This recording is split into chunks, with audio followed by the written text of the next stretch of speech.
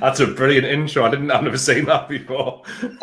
Did you like that? Yeah, it's good. I've never seen that before. Brilliant. I'll tell you what. Do you know who made that for me? Moxie made that for me. He's brilliant. Moxie's cracking bloke. Yeah, big fan of his. So yeah, if you're listening, Moxie, he's really good at his graphics. I've got to say, hats off to Moxie. If anyone needs any graphics, go to Approach Moxie because he's your man. Honestly. Yeah, absolutely. Yeah, how you doing, Basil? You all right, mate? Yeah, as well as can be for a Friday morning in this gloomy country that we live in now. Yeah, got to say, mate. Yeah, last night's events that happened as well. I mean, I did keep tabs on it, here and there when I could. And that obviously I was at fireworks and my family and stuff. So, I just checked it all. Like, do you know what I mean, when I got in, but I think didn't AY audits. I mean, I think if I'm wrong, didn't you get assaulted by the police? He did, and young Bob got arrested as well, which was horrific. Yeah. Did you see the arrest? Yeah, literally. He said to him, I see young Bob say to the police, "Go on and I'll take the arrest," and it's, do you know what I mean? And it'll be laughable. Yeah, well, I watched the build up to it. There was like a 10-minute video. I actually if someone wants to look at it, I've posted like little clips from it last night on my channel. But if you'll see that what happened was, so Bob was doing what Bob does anyway, which is he was debating Islamists basically on Islam, right? Obviously, there was the big match last night, wasn't there? For people who aren't aware, so Aston Villa versus Tel Aviv Maccabi, and the lead up to that has been full of Islamists saying that they're going to take over Birmingham and all that. And to be fair, they give it a good go last night to try and keep Israeli and Jewish fans away. And so, yeah, there was a big hoo-ha. Bob's there. And do you know what? I'll give him credit because, and even Tommy Robinson give him credit and fair play because he just stood there and was very, very calm in the face of brutal aggression and intimidation. Yeah, they were surrounding him, and you've got to remember, young Bob is young. I think he's like not even 20. He's a young guy, right? 17. I think he's 17. Wow, there you go. Yeah. Right? So, and he's just stood there with a mic with these like loud, aggressive Muslim men all gathered around him. And anyway, one of them starts sort of saying like, this is the Quran, blah blah blah, and Bob just kind of points out very politely as well, by the way, just how he just thinks it's a load of rubbish. They're having a debate for about 3 minutes, and a white male police officer steps in, says, "You're causing problems, get back, blah, blah, blah." Right? So they push him back, push him out the way. And then you think, right, okay, well, the police shouldn't have stepped in there. That was not an incident where they should have stepped in, but they did it anyway. And then he gets pushed back. He's talking to a few other police officers. Next thing you know, this police officer is clearly emotionally invested in the situation, very irate, very angry, and he's just going at Bob and just basically saying, wherever there's trouble, you're there, rising them up. Now he's talking to him like the Muslims are children, like they can't control themselves, and he's going like, wherever you are, they're getting rattled, as if that's Bob's problem. The question is, has Bob committed a crime? You know what I mean? That's the only question to ask, and it's all on camera, and he hadn't. And sure enough, he got released last night, no charge, because they just wanted him out of there. And this is the problem, right? The police will not do what is right. They'll do what's easy. And what they find easy is not policing Muslims. They've had this over and over again. Tommy's accused them of it loads of times, and it's true. They look at that Muslim group and they go, we don't want to police those people because we're going to get hassle from them. We'd rather police the British natives because we can do that better. And then, sadly, that's just the way it is. And if you looked, did you see AY? I think it was AY Audits had a stream up, and I got a clip from there as well. And it was of him. I put some subtitles on it because you couldn't quite hear what was going on, so just everyone could understand. But basically, AY Audits turns around to a police officer and says, there's a Section 60AA in place. Now, for those who don't know what that means, it means police can disperse within an hour. And they can also, after 10 o'clock as well. And they can also make sure that there's no one's got face masks on. And the Muslim group all have face masks on. And AY Audits says, are you going to tell them to take their face masks down with a Section 60AA in place? Police officer literally on camera says, nah, we're just going to let them get on with it. Two-tier policing, I've seen so many times. It's like I think they're scared. I think the police are just feared of, policing the Islamic community, because I don't know what it is, but it's like they've got a deep fear in trying to in attempting to even arrest them. They'd rather arrest the British people, arrest us lot, over the Islamic community and that. And I think because they all literally get huddled around, and they'll just get surrounded because there's too many. But it's I've seen young Bob so many times in so many various clips online. That lad literally getting surrounded by, Muslims and stuff, and they get really confrontational and getting right in his face, and it's like he's just standing there and he's just like not a care in the world, and he's like continuously dismantling them. And because he's dismantling them, they're getting more angry because he's so calm and collected. The way he puts himself across, he never, like I say, he doesn't. This is why I put a post up when I see that clip of him, and I put he just reminds me of like the UK's version of a Charlie Kirk, because it's almost like he's portraying that image out there into the public. And well, he does doesn't Bob do work for Turning Point UK, which is UK, Charlie's thing in the America was Turning Point, I know he's got that. I know he's got. I know he's under that banner of Cross and Corner. When he goes out and he holds his debates as well. I think that's his like a semi, maybe it's his semi little. I would love to speak to Young, but I've spoken loads of times, but I would love to interview him, is what I mean, because I have so many questions for him. But I think that'd be brilliant, mate. I imagine part of it has got to be, because don't get us wrong, right? You can be brave. It is scary, but just like people who think it's not scary, right? When you are surrounded by a load of men who are just being intimidating towards you of any nature, it's scary. But the thing is that when it's a Muslim group and he's talking about Islam and he's basically saying, I think Islam's a crock of crap, that is incredibly scary, because we know how dangerous and violent they can be.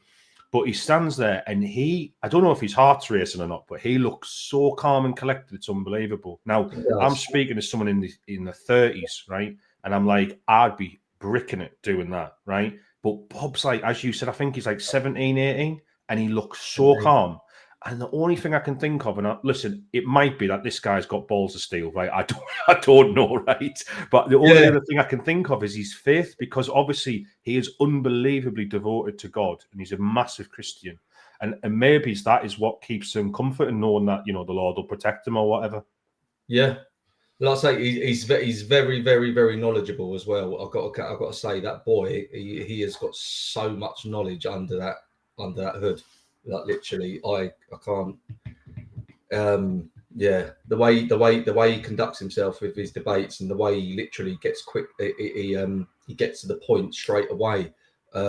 Within regards to, the debates that he has with all the Islamists out on the streets, especially down at Speaker's Corner. I mean, I've seen so many clips, and they just. I remember seeing one when he approached Ali Dawa. And that was down at Speaker's Corner, and Ali Dawa he didn't want to debate him, and he kept on saying to him, come on, debate me, well, come on, let's debate, let's talk about it, just come on, let's hold the discussion.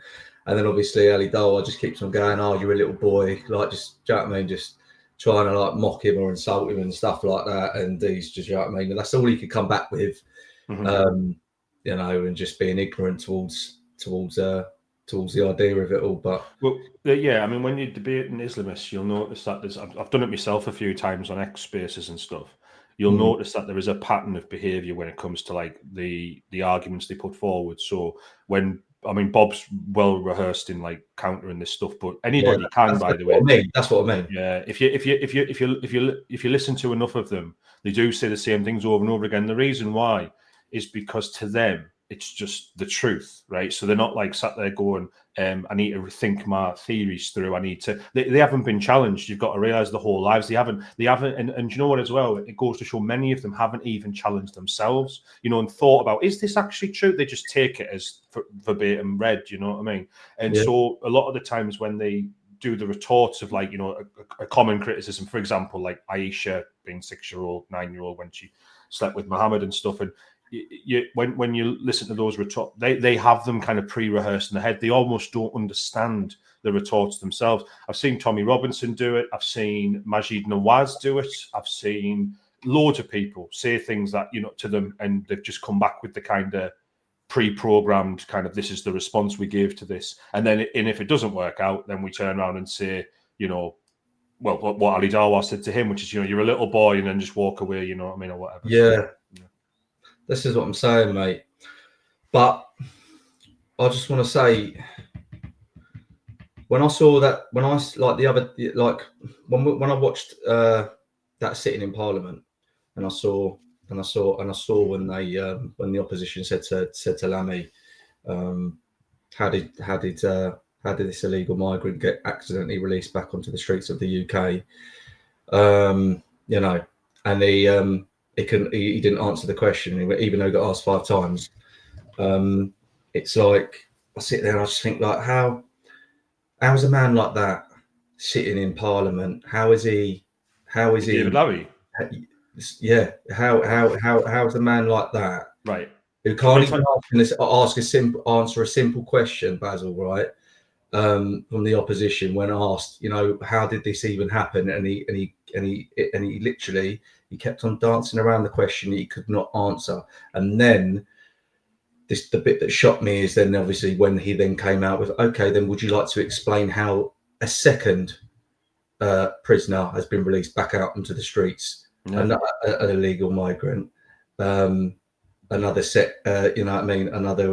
another man that's been done for sexual assault, and now the police conducted a manhunt all over trying to find him. And I said it the other day when I was speaking to Tony Mack. You could see the colour drained from his face. Yeah. He couldn't get off of that bench quick enough to get out of Parliament when Lindsay Hall adjourned that sitting.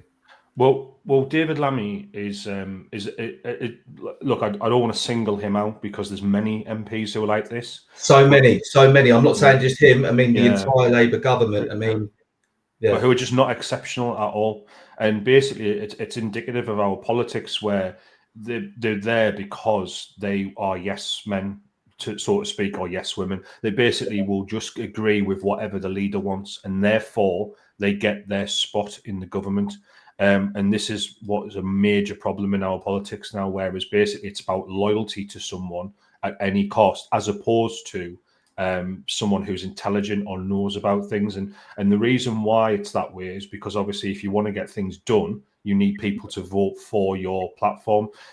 This is why I'm kind of the opinion, and have been for some time, that it's not necessarily important, I don't think, to have people who are elected who run the government. People who are elected should be voting on stuff. They should decide if it happens or not. But the actual government roles, I don't think that. I personally think there should be a system in place where it doesn't have to be necessarily MPs that are in that position, and because you're going to get this a lot where it's just people who are useful to them, who will agree with them. You know what I mean? Not necessarily effective, but that's a conversation for a different day. When it comes to David Lammy, personally, I mean, the guy is just an idiot, right? I mean, this whole, and this is another thing, right, Sean, about like our society where people think that, if you've got degrees and masters and stuff, this is what makes you intelligent. It isn't. You passed a test on a specific day or over a specific set of time, like a year, doing coursework or whatever, in one particular subject. That doesn't mean you're an intelligent person. You know what I mean? There's people out there who are like experts in, TV shows and stuff. Do you know what I mean? And okay, David Lammy did it in law, but what I'm saying is that means that he can like graft to one particular subject and learn it, right? But the truth is, does that mean you've got a good character for understanding things on the spot, learning new things, taking things in from different perspective. Not necessarily. It means he learned the law really well and then did that lesson. And when you see him, like, for instance, on like Mastermind, did you ever see that clip of him on Mastermind when he appeared on there? No, I'm afraid of it, mate. He got asked. I can't remember the question exactly, but it was something like, and I'm not far from it. It was something like, what king came after Henry VIII? And he said Henry VII. And it's like, well, you know, a man who looks at 7 and 8 and gets them the wrong way around has got a problem. Yeah. But it's not just, you could turn around and say that's a one-off if it was just like, you know, he was nervous or whatever. But let's be honest, how many times has Lammy been caught out? I mean, there's that clip of him where he's going, where are all the police in London? There's one stood behind him. You know what I mean? This guy is a bit of a sitcom, right? And again, I've never heard David Lammy say something and went, that's profound, that's interesting, that's different. Yeah. Do you know what I mean? That's going to make me think about the way I look at this situation or whatever. He is just a talking box who parrots the opinions of whoever's arse he's got to kiss to stay in his position of power. So he's indicative of many people in this parliament. It's incredibly disappointing. And it doesn't surprise me that because of the way the Labour system have set the prisons up now, it's quite confusing and these mistakes happen. Now, I'm not saying that the reason why these people have released is for any particular reason, but if you look at the number of mistaken releases from prison since Labour took over, it's skyrocketed. Well, there's obviously a reason behind that. So it needs investigating and sorting out. But I guarantee you, a lot of it has to do with the fact that they keep changing the term limits. I mean, now we have prisoners getting released after serving only 40% of their sentence, not even half. And they're getting released early. Why? Because they refuse to build more prisons. They refuse to sort this situation out. They just think, well, if we release them, that solves the problem. I mean, I don't know if you saw just today, it was announced literally this morning, Ola Abimbola serving a 21-year sentence for kidnap. He's from Africa, right? And he's now running free. He's been mistakenly released, another one. And you just sit there and go, what is going on? But again, do you sit there and think David Lammy's on this? He's going to sort it out? Yeah. No. And it's not even that. It's like, I think there's too many roles in politics, mate. There's too many roles that overlap each other, which causes too much bureaucracy. That's my personal opinion. There's too much bureaucracy. They need to shorten that. And this is why that there's so much spending of the taxpayers' money unnecessarily in areas that shouldn't be even, you know, our money shouldn't even be going to. Do you know what I mean?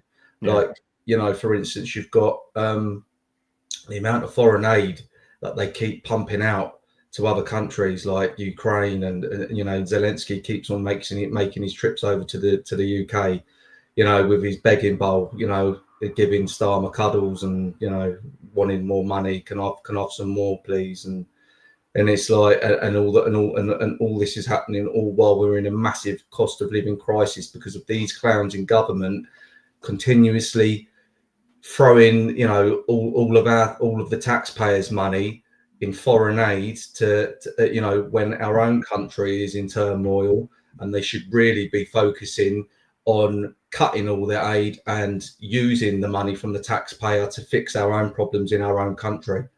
Do you get what I mean? Well, look, on Ukraine specifically, I probably have a bit of a different opinion to many, which is when you do the maths, I think that supporting Ukraine now, as opposed to having to deal with the outcome later, if Russia was to take it over, is actually, it's both a crap, right? But the point is that I do think there is a case for Ukraine there, and as much as Ukraine is corrupt and all the rest of it, but so is many countries around the world, I do think when you look at the global landscape, it actually benefits us in the long run that Ukraine wins this war. But that's a separate issue. With foreign aid, what I would say is there's gallons of waste you can get to before you talk about Ukraine. I'm talking about like school projects in Africa to promote LGBT and stuff like that, right? I mean, obviously you've seen some of Charlotte Gill's stuff, the waste in there. Everyone can do this, by the way. You don't need to listen to one particular person, anybody for that matter. You can go on the web. It's all on public domain websites, right? Everything they spend is documented. They just hope you don't look at it, right?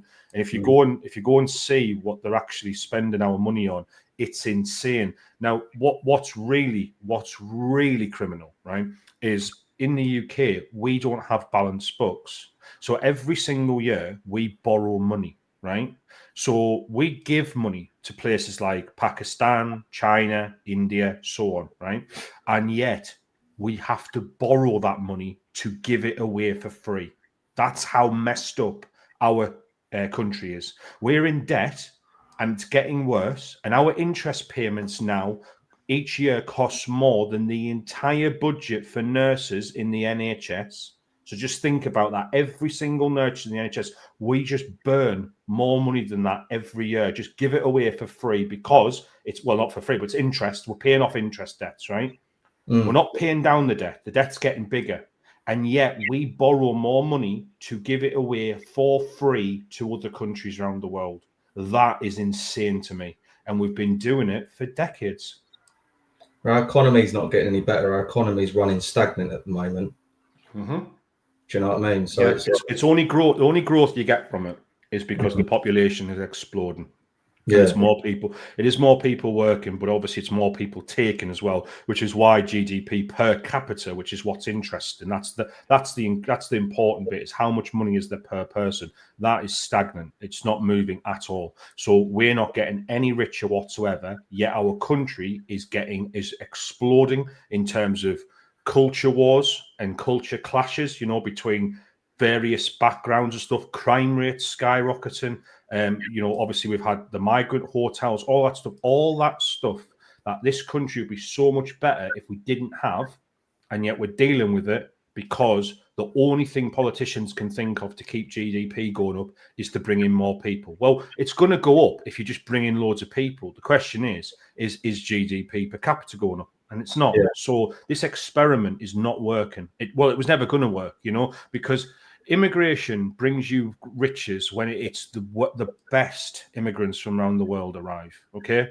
And we haven't done that. I mean, this thing about how many times do you hear, right? Our NHS would collapse if it wasn't for immigration. It's absolute rubbish. Our NHS is struggling because of immigration, right? We've as a policy, our country has not trained doctors and nurses from our own people, right? We actually have a cap. People can't believe this when you tell them. The NHS actually has an artificial cap.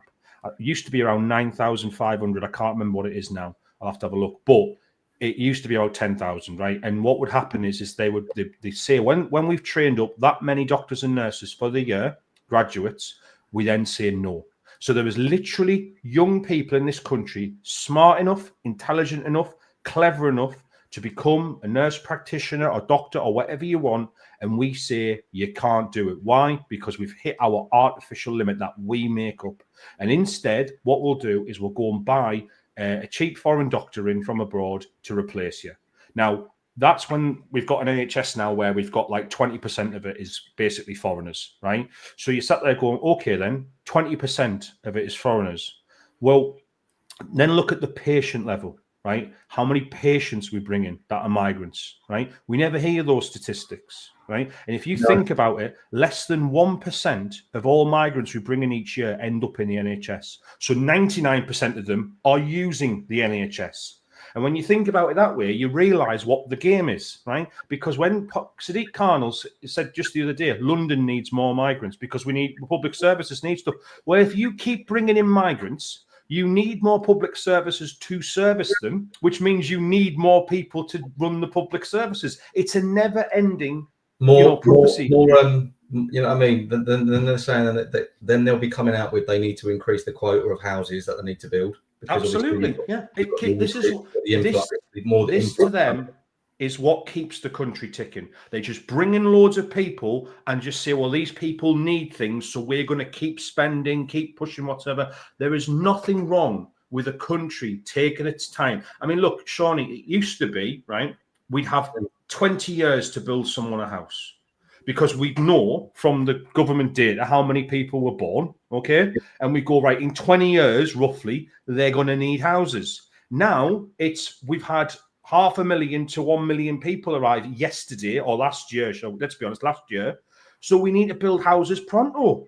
No wonder everything is so expensive in this country. I mean, Jesus, you look around other countries in the world and how little of their income they spend on looking after their house or, you know, whether it be rent, home, whatever, right?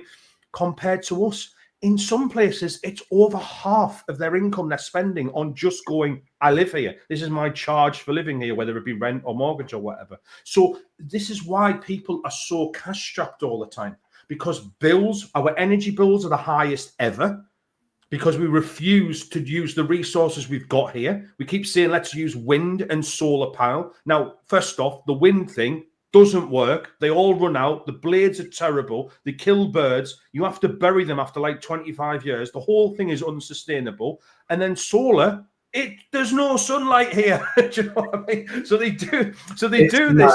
Yeah, and Ed Miliband does this crazy thing, and not just him. The Tories have done the same for years and gone, we need to go net zero. No, we don't. We have the power literally at our fingertips to make real, cheap, affordable energy. Nuclear power is great. We've had it for decades, and they refuse to do it.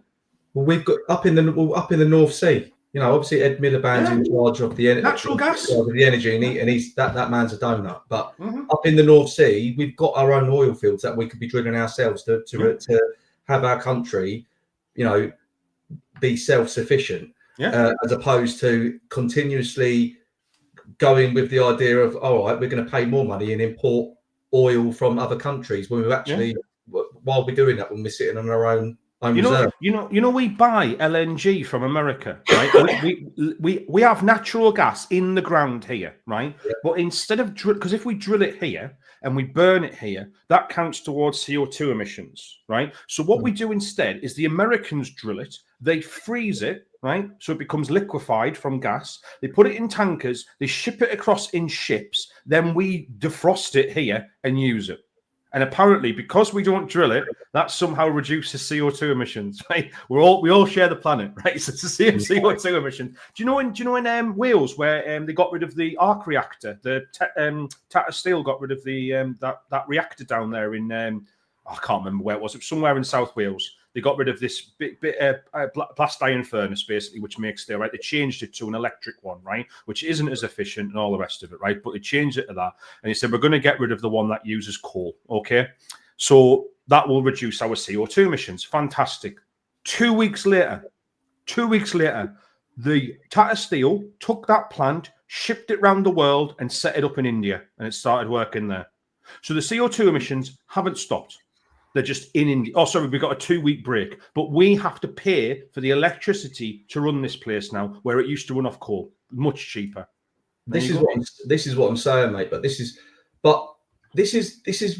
when, you know, it all circles around back to Sadiq Khan, and when he's saying about when he started extending the ULEZ again, and I was just thinking, like, and it's just the comments that man comes out with, like.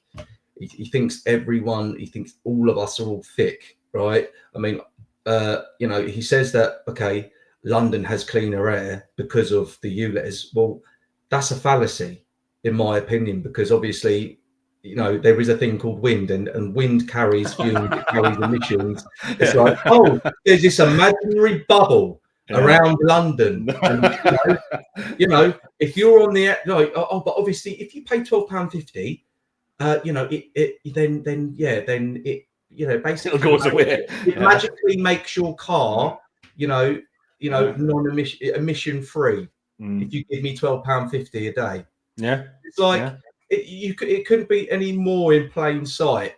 Like the way you put it across. Do you know what I mean? Like in regards to saying that London's got clean air, it hasn't got clean air. It's the air's not changed.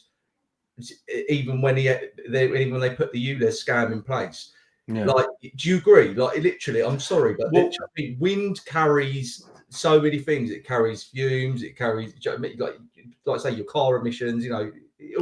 Well, the way that listen. I guess you could call me a bit of an environmentalist, right? Because I actually love the environment, right? And I do think it needs protecting, and I do think emissions do it's not I know they do terrible things to your lungs and all the rest of it, right?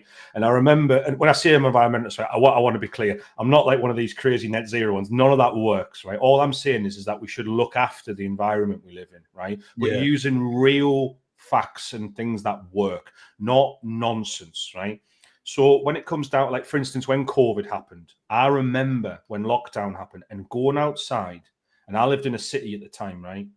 And I remember smelling the air and being like, wow, that's what clean air smells like. You know, that big difference, and going like, because there was no cars running, right? Or hardly any, right? Now, if there is ways to do that, then is it worth pursuing? Yes. But the question is how do you go about doing it? No one wants to live in a dirty environment, right? No one wants to be breathing in petrol fumes all day, particularly not diesel fumes, right? Because they are literally, I mean, they will kill you, right? So the question is how do you go about doing it, right? So is ULEZ the answer? No, it's clearly not. And the fact that people have rejected it overwhelmingly, we are supposed to live in a democracy still. You have to get authority to do this stuff. Do you know what I mean? A heads up to do it. So what should have happened, in my opinion, was it should have been more on a borough council by borough council basis, not the whole of London. And it should have been like taken on board of like, well, what do you want in your area, right? Because, you know, for example, right, in certain towns and cities, they ban traffic during the day. So you pull all your goods in through the night, don't you? And then during the day, they've got pedestrianised zones. So there's not, and that's for safety as well. Those are ways you can do things. In London, obviously, he's gone with this enforced ULEZ thing, which is getting a backlash from people. And the question is how do you go about doing it with the consent of people? Is it right to have it across the whole of London? Oh, sorry, well, whole swaths of London. What about just in the centre? So these are like the things that need to happen. But unfortunately, we live in a time when we've got politicians who are very authoritarian, and what they think is like, look, if I'm in charge, that means I have the right to do what I want. Now, sadly, the truth is they do, right? They have the authority. We have elected representatives, so we elect them and they get to do what they want within the law. But the thing is that should they be allowed to do that? You know, what is the point of manifestos? No, they shouldn't. They're not forced to stick to them. No, they shouldn't. And literally, it should, like, look, the people elect these politicians and put them into power, right, from various constituencies dotted all around the country, and it should be, you know, the MPs that are scared of being scrutinised by the people. That it should be the MPs should be the ones that are scared of the British people, not the other way around, where the British people are scared of the MPs. We're the ones that elected them, and we placed them into power. And what I've been saying is to my dad all the time, and me and my dad agree on this heavily. It's like every time it's like every MP that ever gets elected, they promise the British people the world. They say, we're going to do this, we're going to do that, we're going to give you this, we're going to give you that. And then the moment they get elected, it's like they just brush all that off their shoulder, what they said they was going to give you. They just be like, okay, right, yeah, we're not interested now. And then they'll just block you out and shut you out because they've now been elected. They're now actually a government MP, and they're thinking, oh, expenses, oh, you know, salary, oh, backhanders, oh, lobbying, oh, do you know what I mean? So it's like, it's always going to be corrupt, mate, because it's like, that's all they ever think about. Right? They think, obviously, it's to me, that's what I personally think goes through their heads. They think, oh, now I'm an MP now, I'm someone special. I'm, you know what I mean? Well, no, you've been elected because people have put their trust into you to make a difference and make a change within the area that you've been elected from, right? You need to be making positive changes in that community, in that town, you know, addressing people's concerns, you know, dealing with problems that people are constantly complaining about, because essentially they are put in power to serve the British public, right? But like I just said a minute ago, mate, it never happens. It never goes down that road because they always are self-serving. They say, like I say, they go do the campaign, they go, vote for me, I'll give you this, I'll give you that. The moment they're in, ta-da, I'll see you later. Yeah, I'm not interested. It's a sad state of affairs, mate. I mean, I've said before, I think that we should have a system in this country somehow, maybe utilising, you know, the vote and the petition system we've got, where, you know, if something gets to 1 million signatures or something, it needs to trigger a referendum, because we should have a way to stop a government if it does something that we don't agree with. So if they do something that's not in their manifesto, right? Fair enough. If it's in their manifesto, right, they were elected on that basis. You can't stop that. But if it's not in their manifesto and the British public are outraged about it, we should have a way to recall them and stop that from happening. It's wrong that they can do these things. I mean, look at Keir Starmer. Digital ID was not in his manifesto, and there's a reason for that, because he knows people wouldn't have gone for it. So therefore, we should get a say on whether we want this bringing in. It's so wrong that they can just force this on us. This is what I'm saying, and I said this, and I was thinking about this the other day, and when you say about, you just said about, the people should have something in place where we could, if we go on so many signatures, then we can initiate a referendum, right? Well, so many people have been saying, I've seen so many people say, oh, why doesn't the king dissolve parliament? Why doesn't he dissolve parliament? Because this is just absolutely like ridiculous. How can this be going on? But then obviously, I've looked into that, and it's like, well, the only way the king can dissolve parliament is if the prime minister requests it to the king. Well, so therefore, it's like a catch-22. So it's like Keir Starmer, he's not going to go and request the king to dissolve parliament. The king. So technically, the king can dissolve parliament without the prime minister's request. He's not supposed to, but he can, right? In our constitution, he can in the constitution, but he's not supposed to, right? So the rule is that the prime minister is the only person who can request the king dissolve parliament, right? But again, because our constitution is kind of very old. And it's been made up. It wasn't like written in one document. It's basically it's by precedent. So it's things that have happened before, right?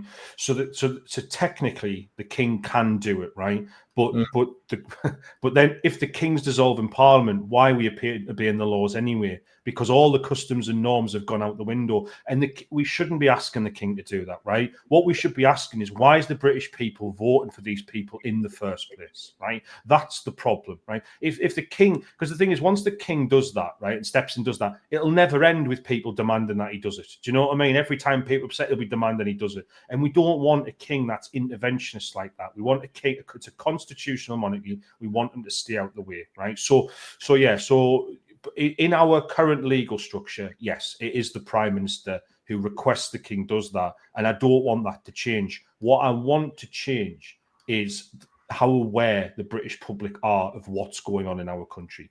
I believe people like mainstream media who've kept silent about an awful lot of major issues in this country and are driving public opinion have a lot more to answer for. I don't know if anyone's tried this. Yeah, BBC, Sky News, you name them, right? But I don't know if you've ever tried this before, but if you go into a pub or a community centre or go and speak to friends, family, whatever, who are not on X all the time like we are, who are not checking the news all the time and all the rest of it, right? Go and ask them what they think of certain issues. And I promise you, 9 times out of 10, they'll agree with you. They just don't know about it, right? And whether it comes down to the trans issue with women's in the changing room and all that, most of them, like I say, just weren't aware of what was going on, right? Same with the migrants, right? You tell them and show them how many migrant hotels are. You show them the rapes and abuses that are going on. They just don't know about them because in their world, it's just, I go to work 9 to 5, I look after the kids, I go to football on a Saturday or whatever, and then I'm back to work on Monday, They aren't seeing this stuff all the time. And that's the problem. That's what annoys me, mate, when you see the left, all the leftists turn up at protests and they're all sitting there and they're all standing there with, refugees welcome here, stand up to racism and stuff like that. It's like you're supporting the own demise of our country. Yeah. And it's like, and a lot of them don't know. How can you even think like that? Do you know what I mean? It's like, Sean, how many actual woke people are there in this country? I mean, you're talking less than 1 in 5. Matt Goodwin put it in about 16% once, I think, 16 to 20%. But I mean, a lot of that will be concentrated in inner cities and in London and stuff like that. Cambridge, the South Cities. If you look at like most places in the country, people do not believe this stuff, right? They do not sit there and go, yeah, we need to look after everybody in the world and stuff like that, and go and talk to them. It's concerted efforts by media outlets to make people think that they are a minority, right? I've said this before.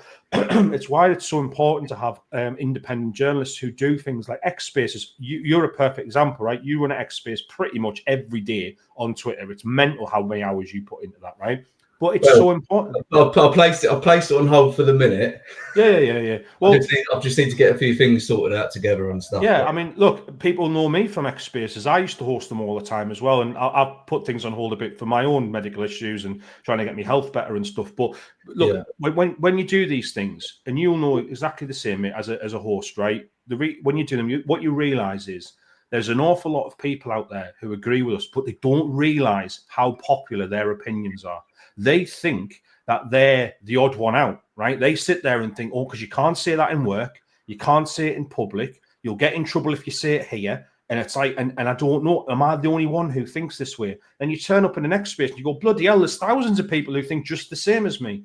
And the reason is because they want you to think like that. They want you to think, hang on, what, putting British people first? That's a crazy opinion that no one should have. You're a bigot, you're a Nazi. But the truth is, you're just a normal person.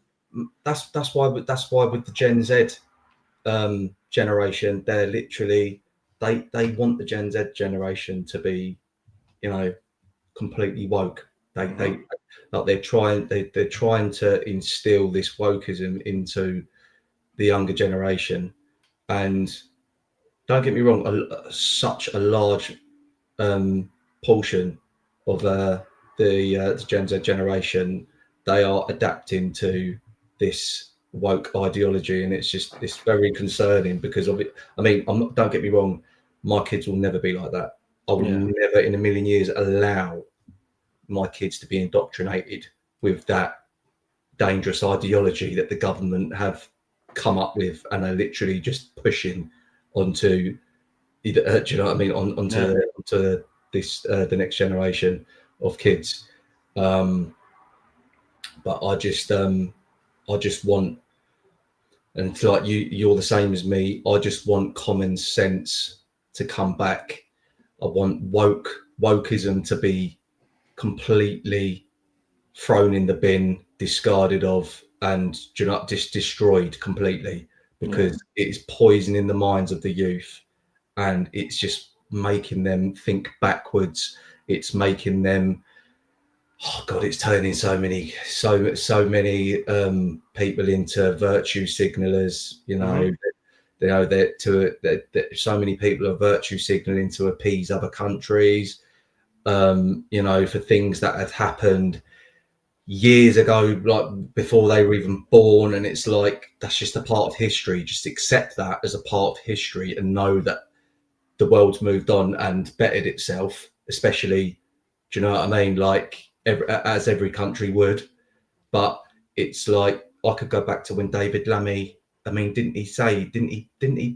wasn't he urging for repatriations to reparations? Yeah, he did. Reparations. Yeah. It's not just him. Claudia Webb. There's a number of them MPs. They basically have said that we should owe, trillions of pounds to the Caribbean. And it's like, you've got to understand, right? If you understand anything about history, that the British Empire was one of the greatest influences in the history of the world. I mean, if you're going to pick an empire to have a problem with, the British was probably one of the ones you'd pick last, right? Yeah. It was unbelievable how much it helped places around the world, right? Was it all perfect? No. I don't know why we have to say that. Nothing is perfect, right? And by the way, better than any other civilization that the people it mistreated came from, right? So if you want to talk about slavery, right? Still, the British Empire was better than the places they came from, which also practiced slavery, right? But were a hell of a lot worse about it as well, I guarantee you, right? In terms of the standard of living and what they did not to. But you've got to remember as well, we were the ones who abolished slavery at the point of a gun and forced the people to give it up and all the rest of it, right? Never gets the credit it deserves, right? Other nations, they get to just parlance, no one cares, you do whatever you want, but we're going to criticize the British Empire. The truth is, a lot of those people, right, black people who are calling for reparations and saying that they've suffered, those people arguably benefited the most from the British Empire. Well, other than the very, very rich in society. Because look at a lot of most white families were poor and downtrodden in the British Empire, and their lot in life didn't change. But I'm telling you right now, David Lammy, ask him where he preferred to grow up. In the Caribbean, in Africa, or in Britain. He'd choose Britain. So, you know, what, let's be honest here, you know? And then he put a tweet and then he put a tweet out the other day, literally with it like days ago, saying, "So I'm proud to be the first black." What did he say? Can't remember what he said, but Kemi Badenoch quoted him. Retweeted him. Did he say he was the first black person to speak at the dispatch box or something? Or yes, I think so. Yeah, and she and Kemi Badenoch quote tweeted him and basically said, don't bring black into this, into your, do you know what I mean, into your rhetoric. Do you know what I mean? I don't know. Eventually, he was the first black deputy prime minister or something. I don't know. But look, the point is, this virtue signaling nonsense has got to go away. The thing is, if you're British, right now, obviously, there's a lot of people debating what is British right now and who gets to claim to be British. But if you are British, David Lammy, then you've got to be on Team Britain, right? You cannot be turning around and saying, well, I think we should give reparations to, you know, my ancestors' homelands and stuff like that. That ain't British then. Do you know what I mean? Look, my family, Shawnee, right, is from these islands, right? From around these islands, different places, but they're from these islands, right? This is the only home I have, right? And I'm sure you're the same and many others, right? That's what being British is. I've said this before, Basil, right? I said this to Paul Golding when I interviewed Paul Golding, and I've said this various other times. Like, I just laugh at it when people like to pull out the race card and throw racist at me and this, that, and the other. And I'm like, how can you, like, do you want to, like, do your homework on me a little bit more? Because, like, because your dad's... I don't know how you can call me a racist. Like, Isn't your dad... My dad, I'm the child of a migrant, mate. Oh, yeah. Oh, I didn't know that. Right? Because my dad is from India. My dad came over on a boat in the 60s, legally, with my nan, right, to this country in the 60s as a baby from Madras. Yeah. So, I am half Indian, right? Yeah. So I don't look at it. Right? I don't look at it. Right? Yeah. So mate, I just, you know what I mean? And it's and I just think, okay, if you want to throw racist at me, mate, feel free. But I'm just going to laugh because. What did Paul Golden say to that, by the way? Did you speak to Paul? Paul Golden's quite hardcore. What did he say about that? He didn't really say much. He didn't really say much.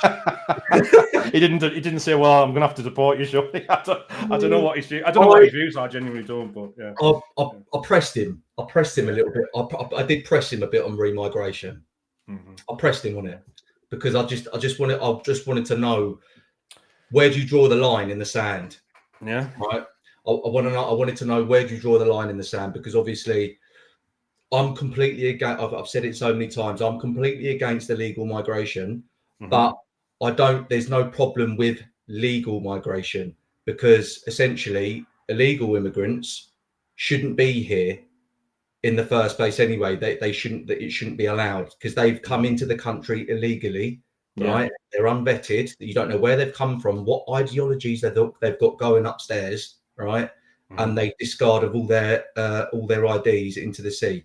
As it's been well documented. I mean, when Nigel Farage even went out on the boats and he'd done a little scour of the channel, and then obviously you've got the ever increasing crime rate of these illegal migrants committing sexual acts against the British people. Yeah, you know, killing British people. Well, you know, they're coming over here, and it's like I'll disagree with you. I did say, I'm the perfect example that legal migration can work, because I said this to Paul. I said this to Paul Golden. I said, mate, my family is a perfect example that legal migration can work, right?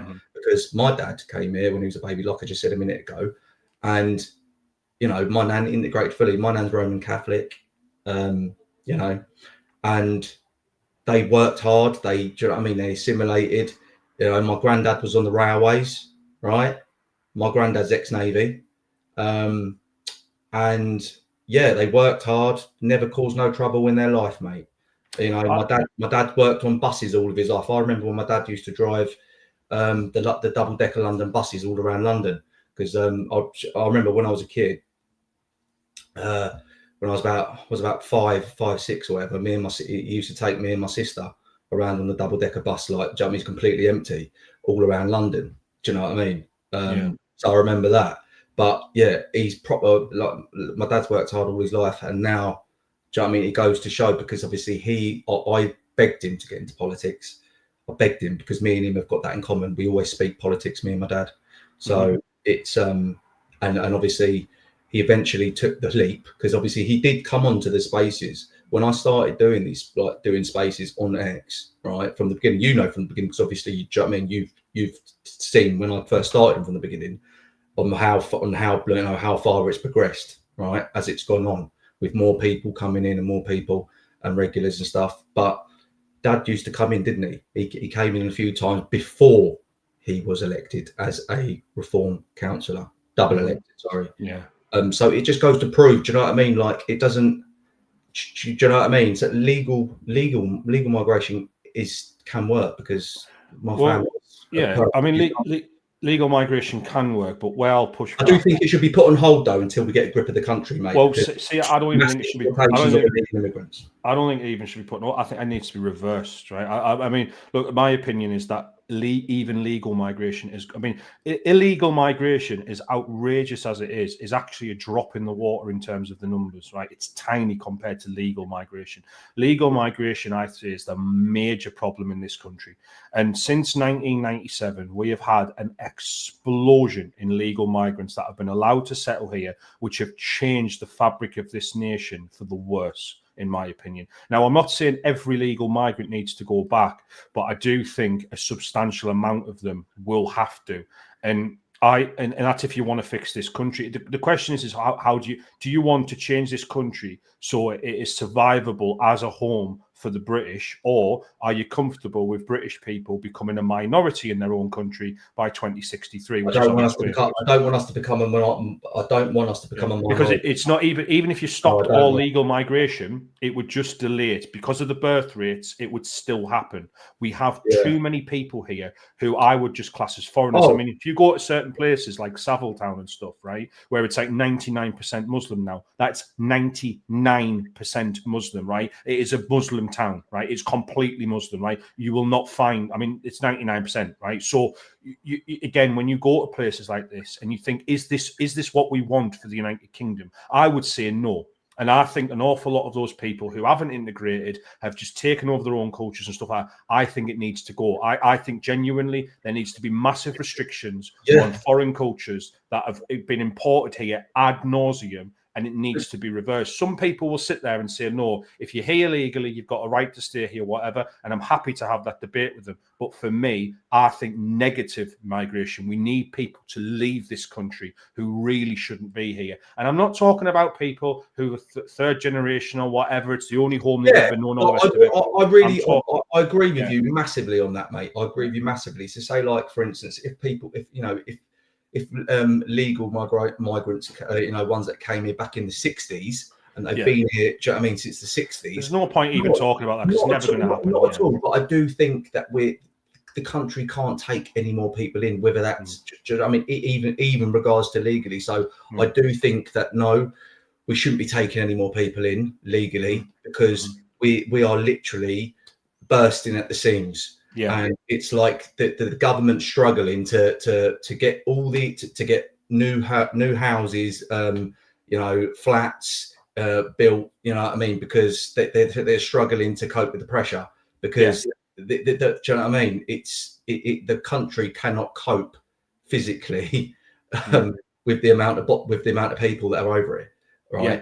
And that is, and I do agree with you on that point. Like, they do need to just cut off legal migration, as well as, mass deport all the illegal migrants that are over as well, that are constantly that still remain in all these hotels that we're paying, right, out of our taxes. And obviously they're moving them into HMOs and stuff like this and stuff like that. And it's like, it's interesting because they're saying about, the government is saying, we're going to get them out of the hotels, we're going to do this, we are going to get them out of the hotels, but in the next breath it's like, I'm reading articles about they're having modular buildings like built, for illegal migrants. And I'm just thinking, like, well, that's still going to be at the cost of the taxpayer, and so it's not really, you're not really dealing with the problem.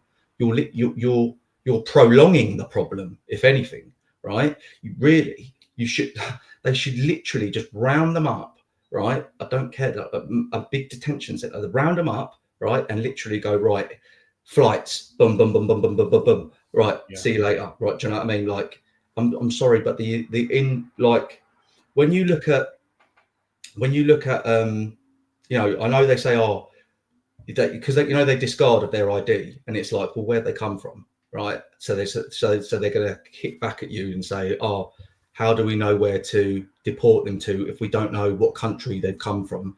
Well, I'm sorry, but just get an interpreter. Like, you've got to know what language they speak. So clearly, whatever language they speak comes from a certain country. Do you know what I mean? Make a call. Do you get what I'm saying? I mean, No, for me, it's really straightforward, right? And it's a case of, has their contribution been a net positive to the UK or not? And so when you talk about, or can it be, right? Now, when it comes to illegal migrants, it can't, if you've broken the law to get into this country, you're already off to a start where we can't have this discussion, right? You cannot allow a single illegal migrant to land in this country, right? We can't allow them to be in this country because they've broken the rules to get in, right? I'm not in politer times, we'll have an asylum system, right? Because there will occasionally be somebody who needs help from, let's say, and I'm talking neighboring countries, right? But if neighboring countries haven't got problems, then those people need to stay in their part of the world, right? I don't want to see Afghanis. I don't want to see, Somalians. They need to sort those problems out on their doorstep, right? With countries that are nearer to them. When you've come through 18 countries to get here, that ain't asylum, right? That's economic migrants, right? Who are booking the system, for the benefits to get in, exactly. I mean, you look at the rates of even legal migrants, right? Look at the rates of benefits that they're paying. We shouldn't be paying a single benefit to anybody who wasn't born here, right? Okay. That should just be a standard. And yet they come here because they get it. Housing and all the rest of it. This is what the British taxpayer are paying out for. We're funding the world's poor to come here and be looked after. Under the ECHR, there's a great bit of an article. Well, it was an article. It was a piece that was done by the SDP on the ECHR and our asylum system. And basically what they worked out is, if you're willing to lie, right, roughly half the world's population is allowed to come here and claim asylum. Half, right, if you're willing to lie. Because if you come from an authoritarian country, which vast majority are, you say, I'm a Democrat and I'm being at risk because I believe in democracy, you're allowed in. If you come from an Islamic country or a country that oppresses homosexual people and you say I'm gay, you're allowed in, right? And because we have so many countries who are willing to take on just your word on this, we end up with roughly half, that's 4 billion people who could come here, right? That's insane, right? That is the system. Our asylum system was designed for World War II, right? So it's like, people in Europe, which is our doorstep, right, who've got no home anymore and they need somewhere to live and they need taken in because they're getting oppressed by the communists or whatever. That's fine. But those days have gone. We've turned Europe into a peaceful place largely, okay? And that's what the reward we get for it, right? Is that we don't have mass illegal migration. In Africa and in Asia, where they've got these problems, they need to deal with them themselves, right? Afghanis cannot settle in the UK. You know, it's just not acceptable. Their cultures are so different. But unfortunately, we have psychopaths, and I call them psychopaths. They're so clicky. Do you know what, Basil? They're so clicky, right? So it's like it's tribal. Like, you know what I mean? People are saying, you know what I mean? Oh yeah, you know, they integrate. They're not. No one. They're not integrating. No one's integrating because there's too many cliques, right? There's too many of them to integrate. There's too many cultural cliques. So you won't get certain groups, as you won't get certain religions hanging around with different, like you know, look at the Islamic community. You won't catch them, you know what I mean, hanging around with Christians. No, you don't. You won't. They all like to just stay. Because there's enough of them. They like to stay in their own communities and not integrate with the wider communities. Do you know what I'm saying? Yeah. So and you get the left doing the thing where they go integrating. Yeah, and you get the left doing the thing where they go, well, what about English and Irish bars in Spain? And you go, well, look, the Spanish people don't like that. And if they want to get rid of them, they can. But that means we get to get rid of them too. I mean, there is places in West... I mean, you know I'm from the north, right, Shawnee? There's places in West Yorkshire, right? That's the place where all the Muslims live in the north of England, pretty much, right? West Yorkshire, right, is horrific. There are towns where you can literally, and I've done this, you can walk through areas of towns where you will, all the independent shops aren't even in English. The signs are in Urdu or Arabic or whatever, right? And they don't speak the language because why would they? They're surrounded by people who speak their mother tongue. And this is the problem. This is our country. Yeah. Who allowed this? You know? Yeah. It's infuriating. I've been saying it for such a long time, right? Do you remember when Sadiq Khan decided it would be clever to place hadiths onto the electronic information boards in train stations? Oh, I posted that just the other day. Did you remember when that happened? Yeah, Network Real. Yeah, I remember when that happened, mate. Yeah. And it's like, and I just think to myself, sorry, am I living in Saudi Arabia? Am I not living in the UK? Am I in an Arab country?